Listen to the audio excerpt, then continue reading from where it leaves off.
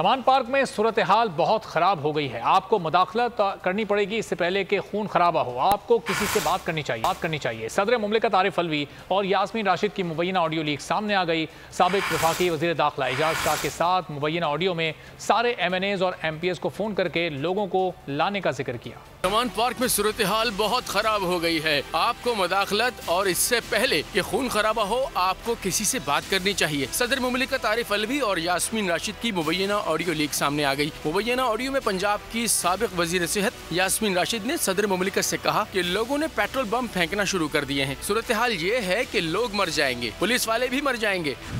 सूरत हाल इतनी खराब हो जाएगी कि इलेक्शन मुलतवी हो जाएंगे। देखो सर, इस वक्त तो सिचुएशन ये है कि कुछ मर जाएंगे लोग, अभी कुछ पुलिस वाले भी मर जाएंगे। सिचुएशन इतनी बुरी हो जाएगी कि इलेक्शन पोस्टपोन हो जाएगा।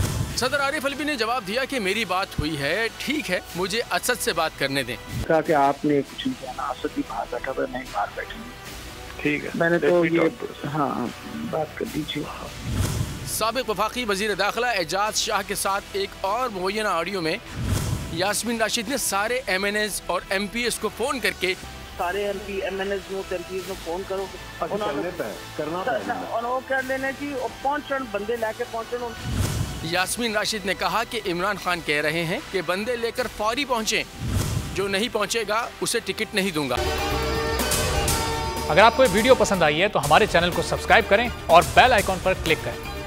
को चेयरमैन बोल शोएब शेख के खिलाफ मनगढ़ंत, झूठा और बेबुनियाद केस। हुकूमत इंतकामी कार्रवाइयों पर उतर आई। रिश्वत देने के झूठे इल्जाम के पीछे असल हकायक वो ले आया अवाम के सामने। सिंध हाई कोर्ट की जानिब से 10 मार्च को एग्जैक्ट केस में बरियत का फैसला भी दे दिया गया, जो रिश्वत के इस इल्जाम को झूठा और बेबुनियाद साबित करने के लिए काफी है। सवाल ये उठता है, न रिश्वत लेने वाला न देने वाला मौजूद, तो फिर ये मुकदमा क्या है? गुज़िश्ता 5 सालों में ना तो कोई गवाह पेश हुआ और ना ही कोई सबूत सामने आया, जबकि कोई इंक्वायरी अमल में नहीं लाई गई। जब मुल्ज़िमान से कोई तहकीकात नहीं की गई, कुछ साबित नहीं हुआ, तो फिर ये मुकदमा क्या है? इससे कबल केस की इंक्वायरी कमेटी के सामने खुद जज कादिर मेमन ने रिश्वत के इल्जाम की तरदीद की थी और कमेटी को तहरीरी तौर पर आगाह भी किया था। इस झूठे और बेबुनियाद केस की कानूनन कोई हैसियत नहीं। सिंध हाई कोर्ट इस मुकदमे में शोएब शेख को बरी कर चुकी है, तो फिर इस नाम नेहाद इल्जाम की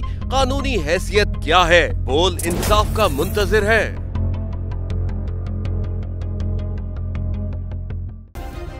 सब्सक्राइब करें और बेल दबाएं ताकि कोई खबर रह न जाए।